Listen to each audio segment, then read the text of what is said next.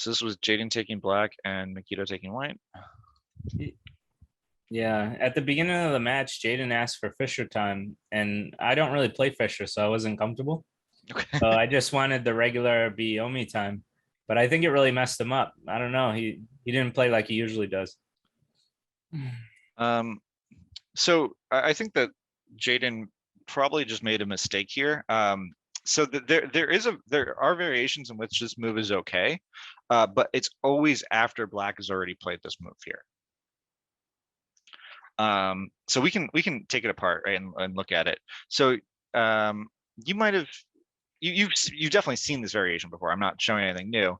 And white will typically play here if white wants to get sente, but there are also cases where white would play here, right? Those are the kind of the two common variations. And it's really important why white plays here now and not later.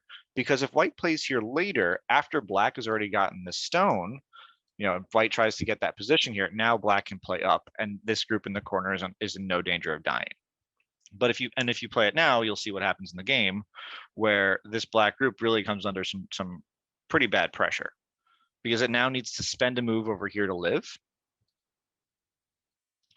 But now white gets to surround this stone over here in quite a nasty fashion, where that doesn't happen if black had already played the variation first, right? It doesn't work in the same way because white doesn't have that extra stone at h3. So really important that black just plays g3 here, and then white will usually play here. And this is even for both sides. White's position here is a little high. It's kind of getting sente. Black has just taking the cash right now.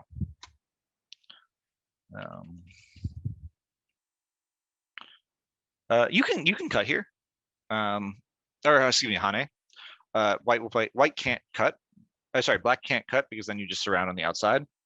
Okay. So black has to either play here or jump. Presumably black's going to Hane at j5, and then white extends. So you're already getting higher up on the line.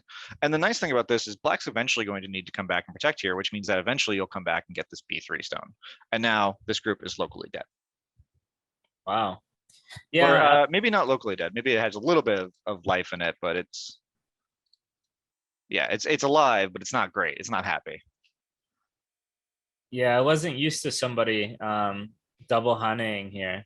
So it was uncharted territory when we played it. But yeah. Yeah, maybe instead black plays here just so I'm not sure. Maybe something like this happens. Oops, excuse me.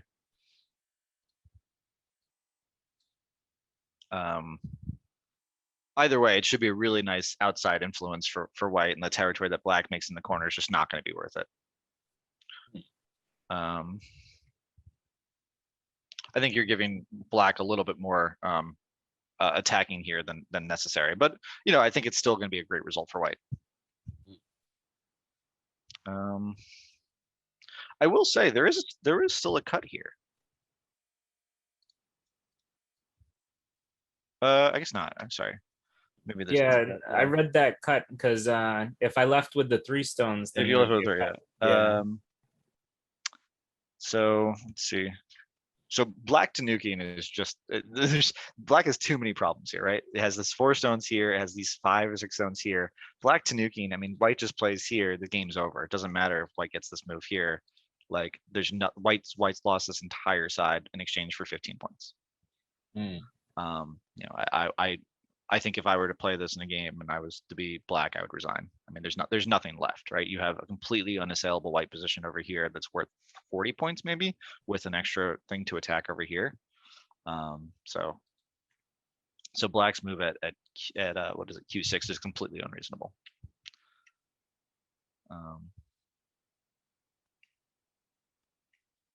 Yeah, and again here, I guess the nice thing about extending on the 3rd line the way that you did is that there's no sort of shortage of liberties by cutting at j3 in the variation I showed. So now this black group in the corner is only going to have 1 eye.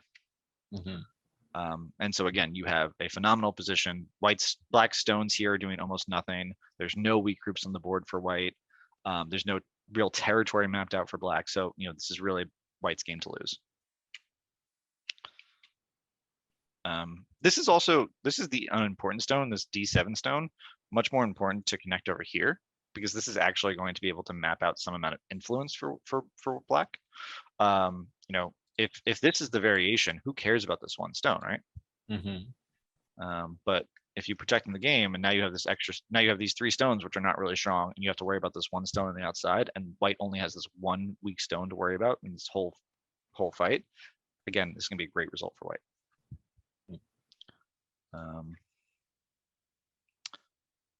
Yeah, I mean, you're so far ahead that if you want to take a slack move and instead of cutting, just play a clamp like this, I think that's totally fine. I mean, it doesn't matter too much.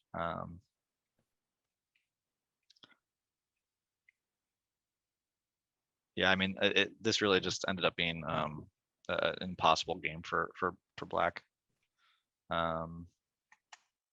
Yeah, you could even continue extending, because you can always live by playing a move like this. So if you want to just continue the attack on these stones, you could totally do that as well. Can we talk about the variation up here? Like, what went wrong? Like, I understand that I was able to cut them off, but like, any reason, like why? Right. I think that this move at E16 is questionable. There are certain variations you do this in, but it's when you actually have support over here, when black has support over here, that it would be able to get away with this. White has all the strength over here, so black's going to need to add an extra couple moves here in order to do anything to this group, right? It's not like black already has stones over here where now you can potentially try to do a liberty race. Yeah. So this E16 move was really just unreasonable. Black should just play here. Yeah, I never saw it before, so that's why I questioned it, but it felt too good for white. Yeah, and it was. But I also think that black probably felt behind and felt like it needed to do something, which isn't a terrible mindset, but just do it in a safer way maybe. Yeah, I would have played something like this. Jaedon played that because he knows I don't know the variations. Did not work out well for him though.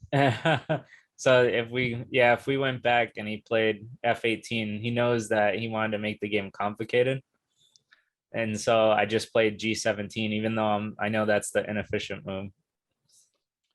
No, G17's, I mean, G17's fine. You can play G18, but that is again a complicated variation because you are so far ahead. It does not make sense to play a complicated game, and that's a really good way to think about handicap games. Both as white and black, right? And as a black player in handicap, it's not a matter of playing really defensively. It's just playing solidly, right? So like if you're so far ahead, there's no reason to go out of your way to play a dangerous move. That doesn't mean you play bad moves. You're just, if given the option between 2 moves that could be similar in value, you're going to take the safer option versus the more dangerous option. And kind of the way that white should be thinking about it is you're never going to play a move that doesn't work. Because if it doesn't work in the game, you get punished and you have no chance of coming back. You always play moves that leave options open for you to get some squeezing out of some points later. And I will say, I know we're talking about your game, but I think it's your game is pretty well established, and so maybe this is a time for me to just talk about handicap go for a second, or kind of how to think about when to be behind, or when you're behind, or when you're ahead. Yeah. When you're behind, you are not playing bad moves. You are playing in a way that'll open up possibilities to you later. So Aji is key when you're behind.